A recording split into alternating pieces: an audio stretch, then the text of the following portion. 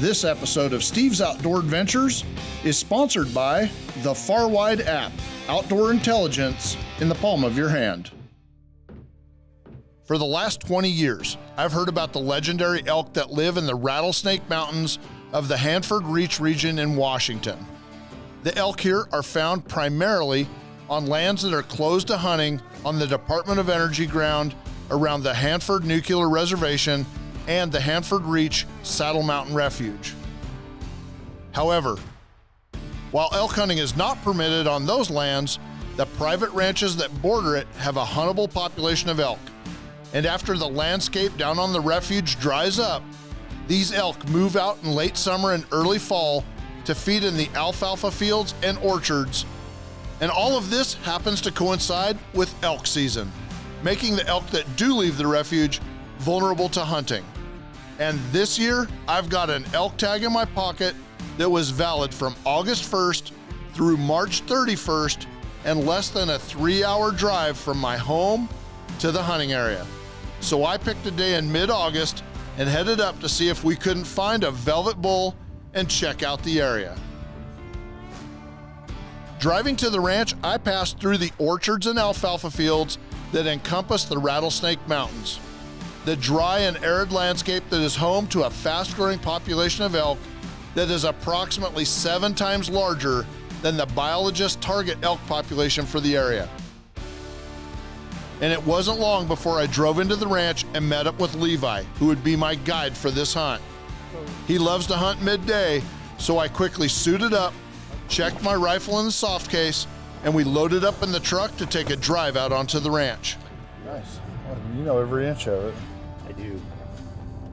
It is midday in mid-August, and while we are hunting, this is more of a property tour than anything else, and we're going to spend several hours cruising over 100,000 acres of this ranch, learning the land, the wildlife, and as it turns out, a little something about wild horses.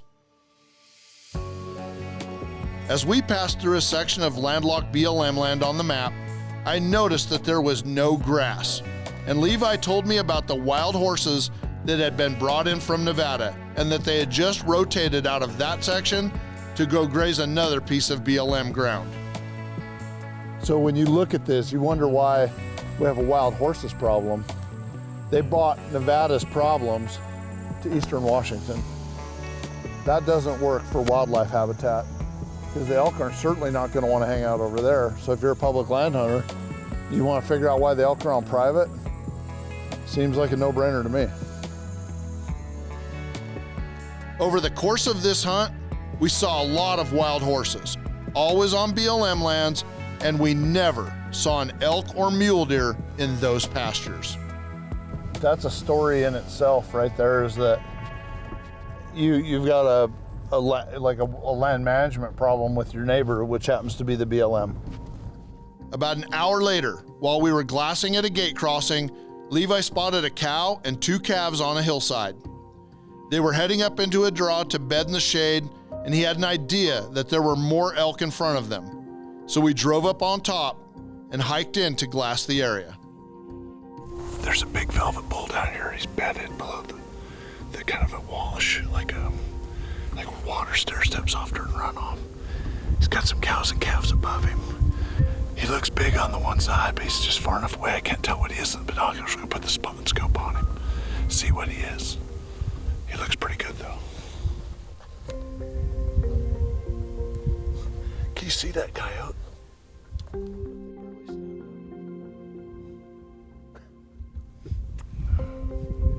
Big 5x5, he's nice, he's young, but got some cows and calves with him. He's in full velvet, which is what I want, but he's just a little too small. You gotta give him a few more years, let him go so he can grow. That's the first group of elk we've seen, and we got a lot of daylight left today. Hopefully we'll find a bigger bull before it's dark. Time to keep hunting.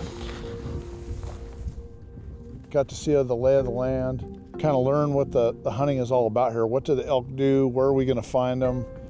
A lot of information to be, kind of, I guess, absorbed up here. And it's such a large spread. What I thought was 60,000 acres is really almost 100,000 acres.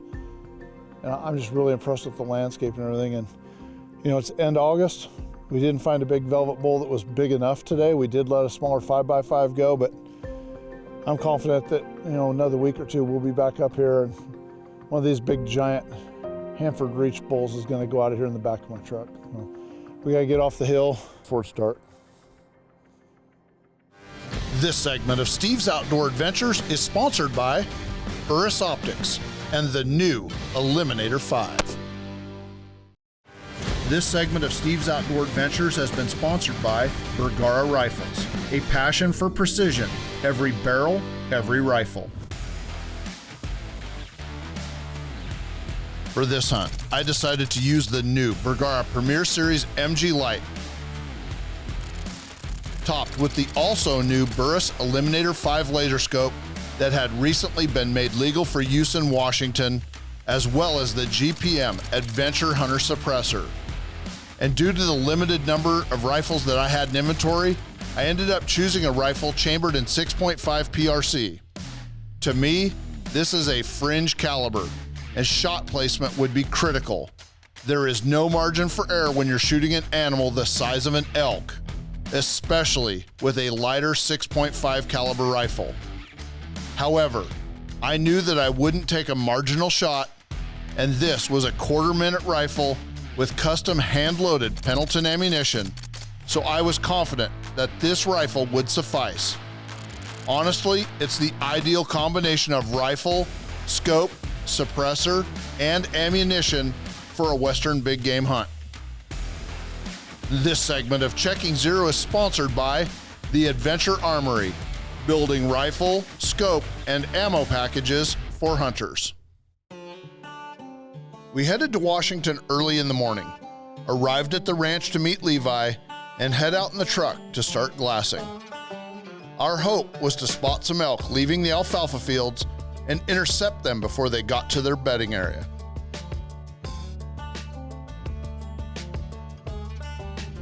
I got a herd of elk, a big herd. About 2.5 miles over there. Got a great big herd of elk. We put glass on them. Can't tell what they are. We're gonna have to cut the distance down significantly, set the spot and scope again. Hopefully there's a bull with the herd. It is the 3rd of September. Anything's possible. When we moved up to glass the big herd, we spotted a bull bedded on a hillside. We could tell that he was a smaller 5x5, but we had caught a glimpse of some antlers in the bottom of the draw. He was hidden from full view, and we needed to move up into a better spot to get a look at him. Initially, we thought that he had velvet hanging from his antlers, but upon closer inspection, it looked like mule tape, and we're not sure where he got into that, but he was a nice bull. Unfortunately, he wasn't quite what I was looking for in a Hanford region elk, so I passed him up and decided to keep hunting. We spent the rest of the day cruising and glassing the vast expanses of this ranch, and I was continually impressed by how these elk could hide in the wide open landscape and pop out of a small crevice in the earth. We were amazed at how many elk that we saw each day, and that day, from the big herd all the way down to the smaller pairs and bachelor groups, I just hadn't seen an elk that was big enough to wrap my tag on just yet. So our hunt continues. I got the call from Levi. He said there's a fair number of elk that moved in just the other day. Hopefully we've got a good bull moved in up here on the hill. He said the elk activity's really been much improved. The rut's coming on, and it's almost mid-September. The bulls are gonna be bugling, they're gonna be joining the cows. I'm excited about what tonight holds. We're here until we get it done now. We're in it to win it. He's up here in the truck. Here's Levi here. With Levi and his son already spotting elk, we got out the Burris HD spotting scope and started looking for bulls. At over 2 miles, we could tell that one of the bulls looked pretty nice, but we needed to get a closer look. I was excited to have Levi's son Ray along for the hunt. Nicknamed Ray Bones, at only 5 years old, this kid is addicted to hunting and fishing and anything outdoors, and I wanted him to be a part of our hunt as much as possible. Well, moon's coming up, it's too dark to shoot.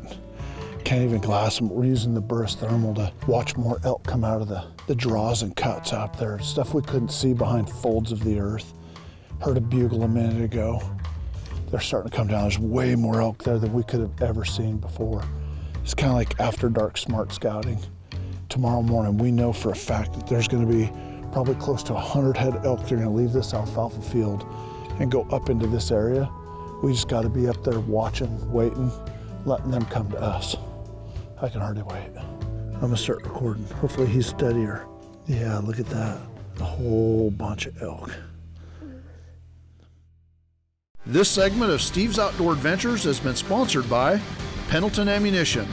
Loading bullets, one round at a time. Order your own official Steve's Outdoor Adventures t-shirts, hoodies, and hats on our website and social media pages. We don't have Levi this morning. He's got some ranch business he has to attend to. Last night we saw a lot of elk over here on the other side of the hill. We watched them in the thermal stream off the hill, trying to get up on top to a viewpoint overlooking a water tank that they just built in the last year and a half. And these elk are gonna hit that water tank before they head up into these draws to bed for the day. Popped open the Far Wide app, and what I'm doing right now is I'm just watching myself follow this road up right here. I'm gonna stay on that road up. I'm gonna get up on the top corner up here, and then we've got a long hike in the dark. So I've never been here before, so I'm definitely relying on some technology and mapping to get me to where I need to be in the dark. All right, on the map I can see that we're up in our corner here. This is all ground we can hunt, every bit of it. But using the roads and the corner sections, we made a plan for me last night.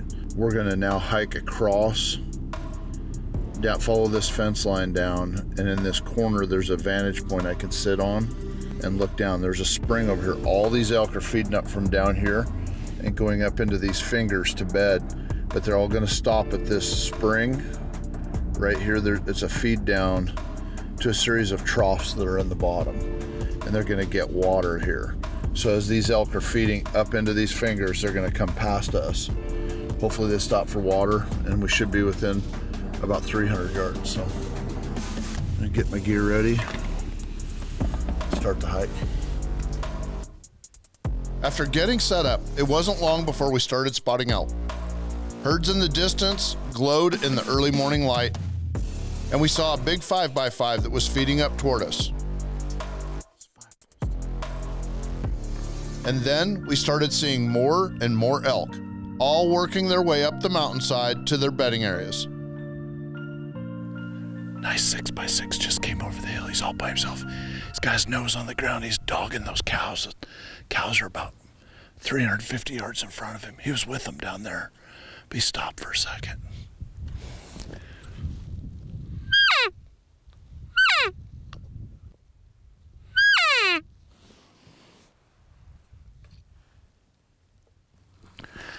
.586. 586 yards to a nice 6x6. This was a nice bull, but he just wasn't quite what I was hoping for, so I passed him up. We had just gotten into the elk, and they were popping up everywhere. I had gone to the ranch with the intention of getting tagged out on that trip, but I simply ran out of time. I had to head back and send my film crew to British Columbia with Travis to film his elk hunt in an area that we're really excited about.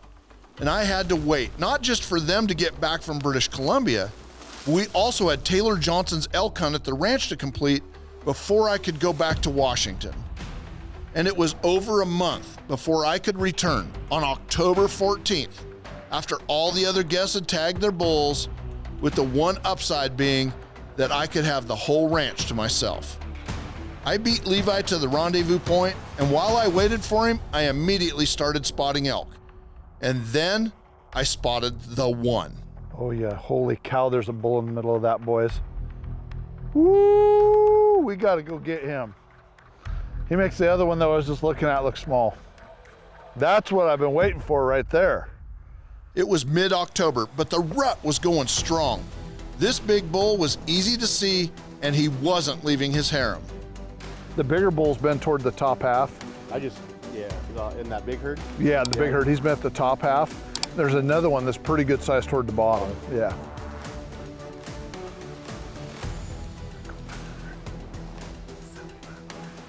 This bull was rutting his cows and standing on the ridgetop, surrounded by his harem.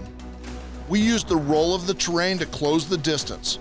I thought that we would end up within 300 yards, but it turned out to be a lot further.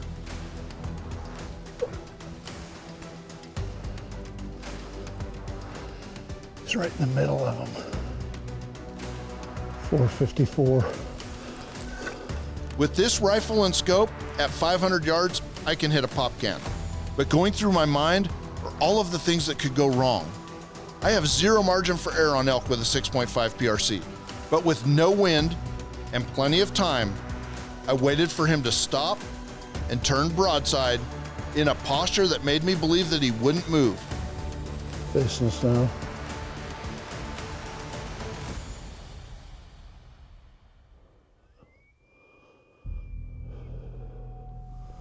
You on him? Yep. Good. Yep. This segment of Steve's Outdoor Adventures has been sponsored by Pendleton Ammunition, loading bullets, one round at a time. This segment is sponsored by Adventure Armory, rifle, scope, and ammunition packages shipped, ready to shoot. If you'd like to book this week's adventure for yourself, give our office a call. We will gladly take your calls, answer your questions, and help you book the hunting or fishing adventure of a lifetime. 2 liters. That might be less down here. All right, pretty good. Oh yeah, that's what we've been waiting for right there. We had found the bull, made the stalk, and now we had closed the distance.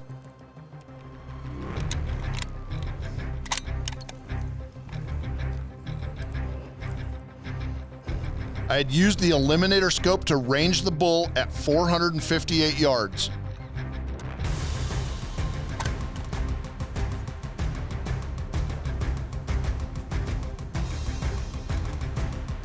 Facing us now. I got the lit aiming point, elevated, and squeezed the trigger. Good.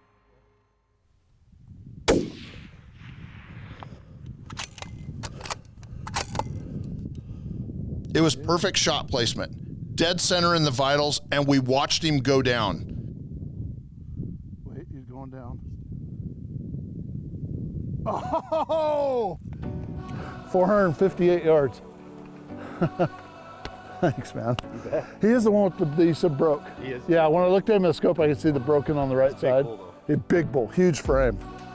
Now, we just had to make the hike to the bull.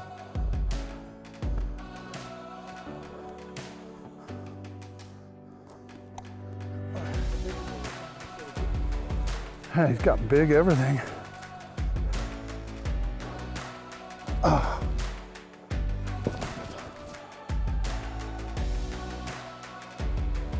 Yeah, it's big time. Sure light colored horns sometimes, aren't they? Not much. Yeah, a lot of sagebrush. The night's hunt was really fast. You know, making a 4th trip back here to the ranch to hunt for bulls, you know, out here in the open, rocky, rattlesnake infested Rattlesnake Mountains. I was really looking forward to, you know, seeing some elk action. I hear one bugling and chuckling in the background right now. I was really on. Levi called me the other day and said, hey man, you need to get here right now. They're bugling, one bull squared off with his truck. I mean, it was just amazing. He said it was the most amazing elk action he's ever seen here. And I knew I had to get here. So a couple days later, here I am. And you know, I don't have a lot of time. I gotta get to New Mexico. This is a great, awesome, mature bull. He can grow G2s on one side. I thought he was 6x6. I didn't look real close at him, but I'd have shot him as a huge 5 anyway, because, I mean, how often do you get a chance to shoot a massive 5x5 like this? It's got a little bit of velvet up there in the top of his antlers. My goal along was to get a full velvet bull. Got a partial velvet bull, which means I just got to get a tag next year and come back out and try again. I'm looking forward to that, very much so. It was perfect mid-October weather, mild temperatures and clear skies, and great company. At that moment, I needed nothing more than to just enjoy the moment. We're back up here this morning. We got the bull killed last night. He's up here on the hill. hike in, get the quarters off of him, pack them down to the truck one at a time. I'll assess the front shoulders. Maybe I can bring them both at once. Nice cool morning. We should hopefully make quick work of him and have him back to the cooler just after lunch. So, better get rolling. All right. Time to do work. There it is. Went all the way through, stopped on the opposite side. That's why you shoot hunting bullets instead of match bullets. They mushroom, and they do what they're supposed to do. We'll keep that one. Nice. Little shout out to my friends down in Argentina. It's one of the knives that I picked up while I was down there this last year. I think it's perfect for taking off shoulders and hindquarters and everything else. All right, we got the quarters off. Got a shoulder and a head over there. 3 quarters here, a couple hinds. I'm gonna start making hot laps back to the truck. My least favorite part, my favorite part at the same time.